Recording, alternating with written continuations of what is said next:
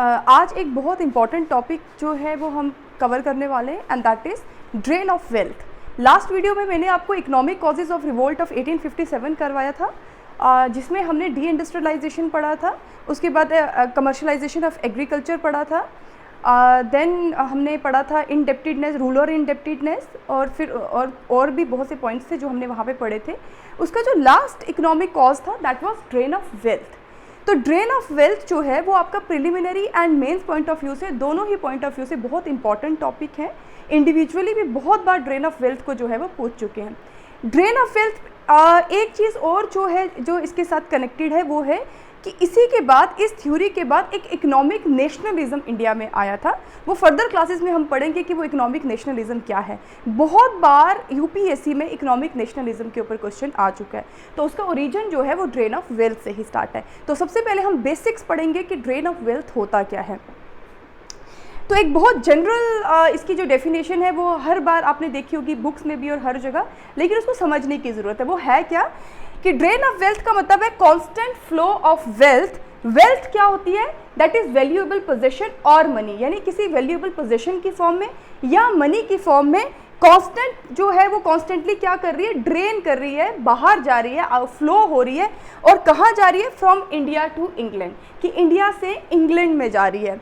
लेकिन in return of that India did not get adequate economic, commercial and material return। ठीक है, कि मतलब वेल्थ तो बहुत सी फॉर्म्स में जाती भी रहती है, लेकिन उसमें एडिक्वेट रिटर्न्स अगर आए तो वो हमारे लिए बेनिफिशियल होता है। इसीलिए वर्ड एडिक्वेट यूज़ किया गया है कि पर्याप्त मात्रा में हमें वापस रिटर्न्स नहीं मिल रहे थे, चाहे वो इकोनॉमिक रिटर्न्स हो, चाहे वो कमर्शियल रिटर्न्स हो, या फिर वो मटीरियल रिटर्न्स हो। अब आ जाता है इसकी, या फिर आप इसको और भी ज़्यादा इस डेफिनेशन को थोड़ा में और इंक्लूड कर सकते हैं, जहां आप इसको बोल सकते हो कि नेशन में प्रोडक्शन तो हो रही है but India did not consume it, मतलब लोग उस प्रोडक्शन को कंजप्शन उनकी नहीं कर पा रहे हैं। तो that is also drain of wealth. अब आ जाता है कि ड्रेन ऑफ वेल्थ की जो थ्योरी है वो किसने दी थी। तो ड्रेन ऑफ वेल्थ की जो थ्योरी है वो दादा भाई नौरोजी, जो कि एक नेशनलिस्ट लीडर थे, और उनको हम grand old man of India भी कहते हैं। बहुत बार आपको क्वेश्चन आ चुका है कि who is called as the grand old man of India. Answer is Dadabhai Naoroji.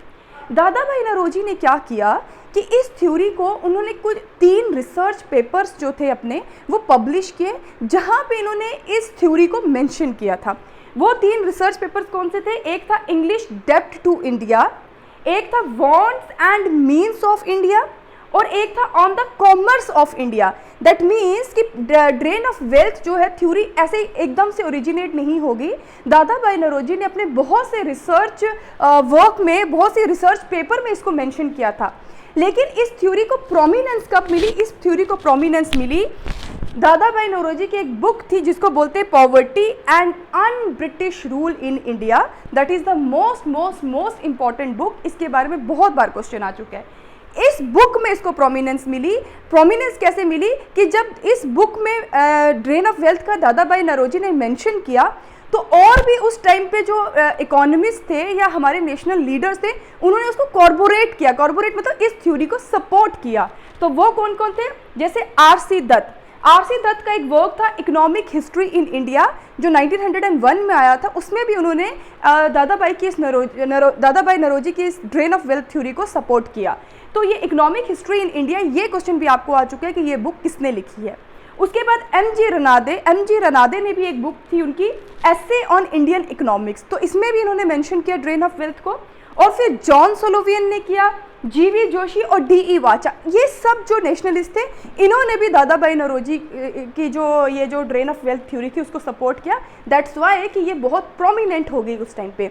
तो इसी की वजह से इकोनॉमिक नेशनलिज्म इसलिए आया क्योंकि इंडियन जो अर्ली नेशनलिस्ट जो थे वो क्रिटिक हो गए, ब्रिटिशर्स की इन पॉलिसीज़ के क्रिटिक हो गए, और उसका फर्दर क्या इफेक्ट पड़ता है, उसमें जो इकोनॉमिक नेशनलिज्म कैसे रिलेट करता है वो मैं आपको नेक्स्ट क्लास में बताऊँगी। अब हम आ जाते हैं कि सबसे इम्पॉर्टेंट है कि इसका बैकग्राउंड क्या है, ड्रेन ऑफ वेल्थ का रीज़न क्या था, क्यों यहाँ पे ड्रेन ऑफ वेल्थ हुई। तो ये जो ड्रेन ऑफ वेल्थ है ये 2 फेजेस में हुई। एक है फर्स्ट फेज और एक है सेकंड फेज, यानी इसका बैकग्राउंड की 2 फेजेस हैं। फर्स्ट फेज जो है उसमें मर्सेंटलिस्ट पॉलिसी। जब हम वर्ल्ड हिस्ट्री पढ़ेंगे तो वहाँ पे मैं आपको डिटेल में बताऊंगी कि मर्सेंटलिस्ट पॉलिसी होती क्या है।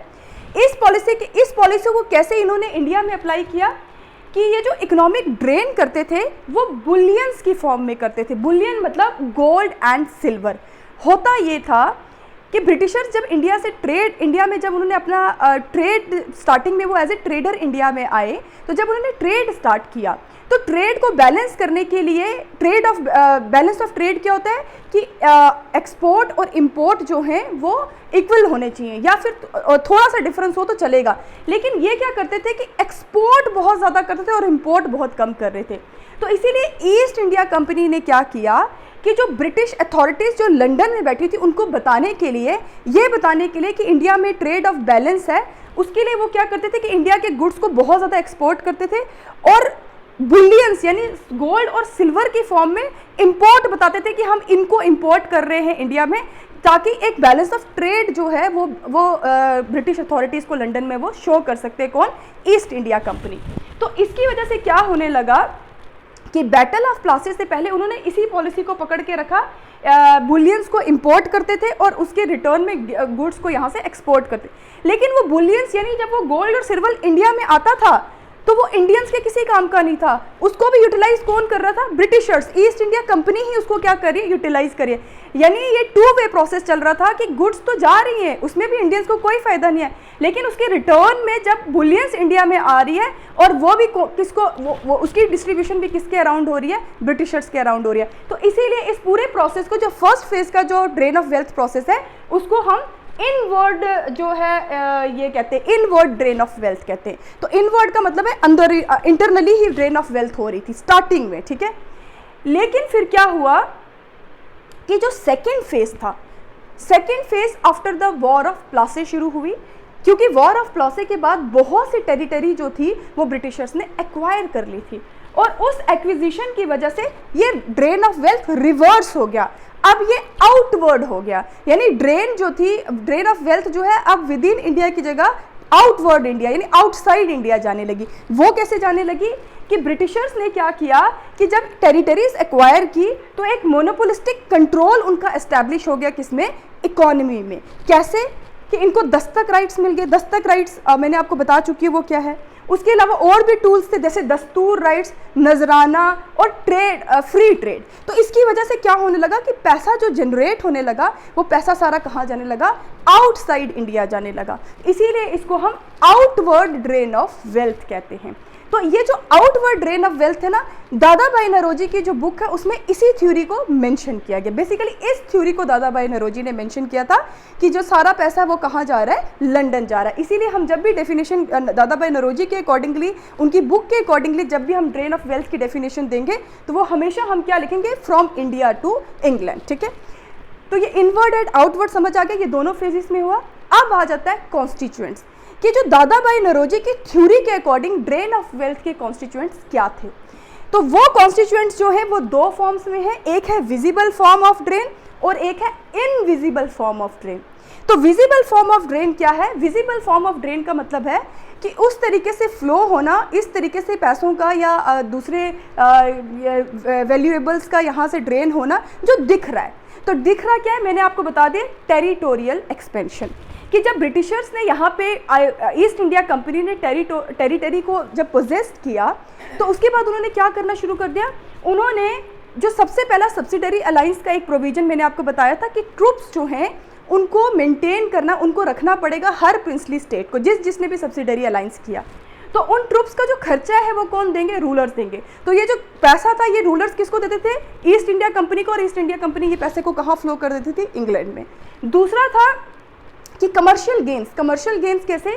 कि इनको यहाँ पे ये बहुत सा कमर्शियल रेवेन्यू जनरेट करवा रहे थे, क्योंकि जिस टेरिटरी को ये एक्वायर्ड कर रहे थे उस टेरिटरी में ट्रेड जो था वो फ्री था और ये उससे बहुत कमर्शियल गेन्स हो रही थी और वो सारा पैसा भी कहाँ जा रहा था? लंदन जा रहा था। थर्ड, प्लंडरिंग क्या होता है कि जहाँ पे जो टेरिटरीज ये एक्वायर्ड नहीं कर पाते थे वहाँ पे ये वॉर्स करते थे और वॉर्स के बाद ये क्या करते थे? या ज़बरदस्ती एनेक्स कर देते थे। तो वहाँ की जितनी भी ट्रेजरी होती थी उनको लूट लेते थे और वो प्लंडर करके पैसा कहाँ जाता था? ब्रिटेन में जाता। लेकिन ये पैसा दिख रहा था कि ब्रिटिशर्स ये पैसा कमा रहे। अब हम आ जाते हैं invisible form of drain. Invisible form of drain वो है जो पैसा तो जा रहा है बट हमें डायरेक्टली दिख नहीं रहा है। तो उसमें उसके इम्पॉर्टेंट कॉन्स्टिट्यूएंट्स क्या हैं इनडायरेक्ट फॉर्म ऑफ ड्रेन के? एक है home charges, council bills, investments और forest banks and services, forest banking and services. वो क्या है वो मैं आपको बताती हूँ। तो सबसे पहले हम बात करेंगे होम चार्जेस की। होम चार्जेस का मतलब है रेमिटेंसेस टू इंग्लैंड, यानी कि रेमिटेंसेस का मतलब होता है amount of money sent in payment और गिफ्ट। जैसे आपने सुना होगा इंडिया का रेमिटेंस जो होता है वो हमेशा गुड उसकी पॉजिटिव साइड पे होता है, क्योंकि बहुत सा पैसा जो इंडियंस बाहर बैठे वो कमा के इंडिया में भेज रहे हैं। तो सिमिलरली इंग्लैंड वाले ब्रिटिशर्स जो यहाँ पे रह रहे थे वो जो पैसा कमा के कहाँ भेज रहे थे? अपनी कंट्री में भेज रहे थे। तो उसको होम चार्जेस बोलते हैं। होम चार्जेस के फर्दर जो हैं वो 4 सब कंपोनेंट्स हैं। वो क्या है? सबसे पहला सैलरीज एंड पेंशन्स, कि जो भी सिविल और मिलिट्री एम्प्लॉयज़, कंपनी के जो एम्प्लॉयज़ जो लंदन में थे उनको सैलरीज और पेंशन्स कहाँ से दी जाती थी? इंडियन एक्सचेकर्स के थ्रू दी जाती थी। इंडियन एक्सचेकर्स के थ्रू कैसे? कि इनकी सैलरीज और पेंशन्स देने के लिए इंडिया से रेवेन्यू जनरेट किया, land revenue, other taxes, artisans के ऊपर एक्सप्लॉयटेशन, तो ये सब चीज़ें इंडियन एक्सचेकर से पैसा लेके ये सैलरीज और पेंशन्स की फॉर्म में किसको दे रहे थे? ईस्ट इंडिया के जो एम्प्लॉयज़ हैं उनको। सेकेंड आ गया dividend paid to the company stakeholders. मैंने आपको बताया था कि जब ये कंपनी एस्टैब्लिश्ड हुई थी ईस्ट इंडिया कंपनी, तो उसके बहुत से स्टेक होल्डर्स थे, तो उन्होंने इन्वेस्ट किया था। मैंने आपको बताया था कि वो पूरा ग्रुप था काफ़ी लोगों का, उन्होंने इन्वेस्ट किया था ईस्ट इंडिया कंपनी में। तो उस इन्वेस्टमेंट के बेसिस पे इनको हर साल डिविडेंड दिया जाता था, प्रॉफिट दिया जाता था इन स्टेक होल्डर्स को। लेकिन वो प्रॉफिट सारा कहाँ से जनरेट होता था? इंडियन एक्सचेकर से, और जाता कहाँ था? लंदन में। उसके बाद आ गया इंटरेस्ट ऑन पब्लिक डेप्ट रोज एब्रोड। ये बहुत इंपॉर्टेंट है। इसका क्या मतलब है कि ईस्ट इंडिया कंपनी जो ब्रिटिशर्स थे, ब्रिटिश अथॉरिटीज़ थी, वहाँ की पार्लियामेंट थी या वहाँ का क्राउन था, उनको ये बात बोलते थे कि हम इंडिया में इन्वेस्टमेंट कर रहे हैं, इसीलिए हमें क्या दिया जाए? डेप्ट दिया जाए। लेकिन वो उस सारे डेप्ट का जो यहाँ पे यूटिलाइजेशन कैसे करते थे? वो इस पूरे पाइल्ड अप करते थे इस पब्लिक डेप्ट को डिसलॉज करने के लिए प्रिंसली रूलर्स को। पैसा वो इन्वेस्टमेंट में बहुत कम खर्च करते थे, यानी कुछ अमाउंट जो है वो इन्वेस्टमेंट में खर्च होता था, जैसे रेलवेज होगी, टेलीग्राफ हो गया या इरिगेशन हो गया, इसमें इन्वेस्टमेंट तो हुई लेकिन बहुत कम हुई। ज़्यादा पैसा सिर्फ किस में खर्च करते थे? वो प्रिंसली रूलर्स को डिसलॉज करने में। तो उनको डिसलॉज करके जो भी पैसा वहाँ से मिलता वो अपने पास रख लेते थे, और उसका जो इंटरेस्ट है, जो इन्होंने डेप्ट कहाँ से लिया? ब्रिटिशर से, लंदन से उठाया था, उस डेप्ट का जो इंटरेस्ट है वो इंडियन एक्सचेकर बढ़ते थे। ठीक है, पैसे को इन्वेस्ट इंडिया में नहीं किया जा रहा था। अगर वो अच्छी तरीके से इन्वेस्ट करते, हमारे लिए कुछ बनाते, इंफ्रास्ट्रक्चर डेवलपमेंट करते, तो शायद इंडियंस को इतना नुकसान नहीं होता। इंटरेस्ट हम दे रहे हैं, लेकिन वो सारा पैसा rather than investment princely rulers को डिसलॉज करने में, उनके ऊपर वॉर करने में वो क्या कर देते थे? खर्च कर सकते। यानी पैसा तो जा रहा है हमारा इस फॉर्म में कि भी इंटरेस्ट हमें भरना है, लेकिन इन रिटर्न हमें कुछ नहीं मिल रहा। ठीक है, उल्टा हमें क्या करा जा रहा है? डिसलॉज किया जा रहा है। लास्ट इसमें आता है काउंसिल बिल। काउंसिल बिल का मतलब होता है, ये लेजिस्लेटिव बिल्स नहीं है, ये वो बिल है जो सेक्रेटरी ऑफ स्टेट, मैंने आपको बताया था सेक्रेटरी ऑफ स्टेट जो है वो ब्रिटिश कैबिनेट का एक मेंबर होता था, जो लंदन में बैठ के इंडिया में सारा जो इम्प्लीमेंटेशन होती थी या जो भी उनको ऑर्डर देना होता था वो सेक्रेटरी ऑफ स्टेट करता था। तो लंदन में बैठ के सेक्रेटरी ऑफ स्टेट ये बिल्स को ड्रीव करता था, वहाँ से ये बिल्स जो हैं वो उसके कहने पे ये साइन होके यहाँ पे निकलते थे। और इन बिल्स के अकॉर्डिंगली क्या होता था कि गवर्नमेंट ट्रेजरी ऑफ इंडिया, जो एक अलग से ट्रेजरी बनाई थी जिसमें सारा पैसा इंडिया का वहाँ जाता, वहाँ से पैसा निकाला जाता। जैसे इंडिया में कंसोलिडेटेड फंड ऑफ इंडिया है या कंटीजेंसी फंड ऑफ इंडिया, तो पैसा जो है वहाँ से निकाला जाए। लेकिन पैसा क्यों निकाला जाता है वहाँ से? कंसोलिडेटेड फंड ऑफ इंडिया के लिए तो इसलिए निकाला जाता है कि खर्चा शर्चा सारा, और कंटीजेंसी मतलब हो गया कि जो डिजास्टर्स, नेचुरल डिजास्टर या कोई और अनफॉर्चुनेट कंडीशन के लिए हम यूज़ करते हैं उसको। लेकिन ये सारा पैसा ये लोग क्यों निकाल रहे थे लंदन में बैठ के सेक्रेटरी?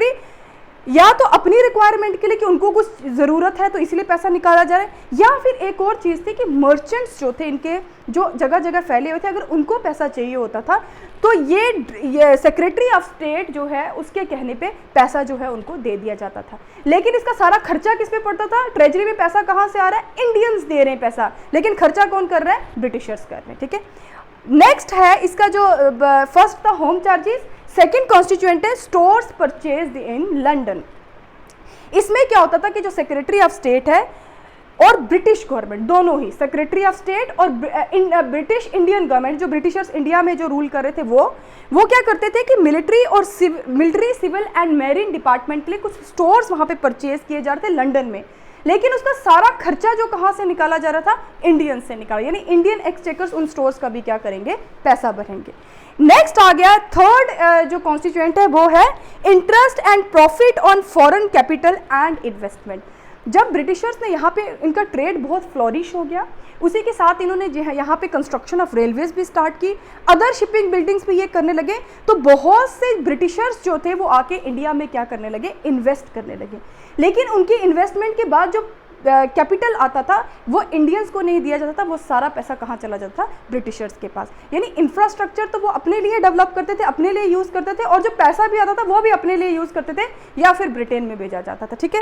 और लास्ट इसका कॉन्स्टिट्यूएंट है foreign banking, insurance and shipping companies. क्या मतलब है कि बहुत से बैंक्स, इंश्योरेंस और शिपिंग कंपनीज जो थी वो सर्विसेज अपनी प्रोवाइड करवाते थे ब्रिटिशर्स को इंडिया में। They rendered their services to Britishers in India, और उसको लेकर जो उनको पेड किया जाता था कि भाई थैंक यू सो मच कि आप हमें सर्विसेज दे रहे हो, उसके लिए हम आपको पे कर रहे हैं, लेकिन वो पेमेंट भी जो है वो इंडियन एक्सचेकर से जो है वो निकाली जाती थी। ब्रिटिशर्स सर्विसेज खुद के लिए ले रहे थे, लेकिन पैसा कौन देता था, इंडियंस देते थे। तो ये सारे कॉन्स्टिट्यूएंट्स जो हैं वो ड्रेन ऑफ वेल्थ के कॉन्स्टिट्यूएंट थे, इन्हीं को बोला जाता है ड्रेन ऑफ वेल्थ, ठीक है। अब इसका इफेक्ट क्या पड़ा, इसका इफेक्ट ये पड़ा, एम्प्लॉयमेंट इंडिया में ख़त्म हो गई, क्योंकि अगर इनको ये जो भी मैन्युफैक्चर करते थे उसके लिए सबको उठा के कहाँ ले जा रहे थे, ब्रिटेन में। दूसरा, इंडिया की इंडस्ट्रीज जो थी वो डिक्लाइन कर गई, आर्टिशंस का काम खत्म हो गया, एग्रीकल्चरल प्रोडक्शन जो थी वो जो ट्रेडिशनल एग्रीकल्चर प्रोडक्शन से जिससे फ़ायदा होता था इंडियंस को वो खत्म हो गई। उसके बाद इकोनॉमिक इनकम का बहुत ज़्यादा लॉस होने लगा इंडिया में। टैक्सेस जो थी वो कलेक्ट करते थे वो सिर्फ और सिर्फ पैसा किसको जाता था, ब्रिटिशर्स को जाने लगा। उसके बाद शॉर्टेज जो होने लगी, कैपिटल की शॉर्टेज होने लगी। तो कैपिटल की शॉर्टेज होने की वजह से क्या होने लगा कि इंडस्ट्रीज बंद हो गई, इम्पॉवरिशमेंट ऑफ पीजेंट्री होने लगी, और जो पोटेंशियल सरप्लस था वो पूरी तरीके से इंडिया से ख़त्म हो गया। तो इस वजह से हर सेक्शन ऑफ सोसाइटी का जो इंडिविजुअल था वो बहुत ज़्यादा क्या कर रहा था, सफ़र कर रहा था, और यही रीज़न था कि उन्होंने क्या किया था, रिवोल्ट किया था। तो that is drain of wealth. Drain of wealth जब भी आप स्टार्ट करोगे, this is the whole structure of drain of wealth. चाहे आपको क्वेश्चन इफेक्ट पे आए, चाहे आपको क्वेश्चन उसके बैकग्राउंड पे आए, चाहे आपको कॉन्स्टिट्यूएंट पूछा गया हो, तो आप आराम से ये जो है वो इंडिविजुअली भी आप इसको हैंडल कर सकते हो। लेकिन अगर आपको पूरा होल ड्रेन ऑफ वेल्थ, बहुत बार आ चुका है drain of wealth theory, discuss the drain of wealth theory, in that case आपके पास पूरा स्ट्रक्चर बन गया है, कोई क्रैम करने की ज़रूरत नहीं है। आप आराम से ये क्वेश्चन जो है उसको प्रिलिमिनरी पॉइंट ऑफ व्यू से भी as well as mains point of view से जो है वो हैंडल कर सकते हो। तो कल जो है वो हम सोशो रिलीजियस कॉजेज़ करेंगे और साथ में मिलिट्री कॉजेज़ करेंगे। Thank you so much.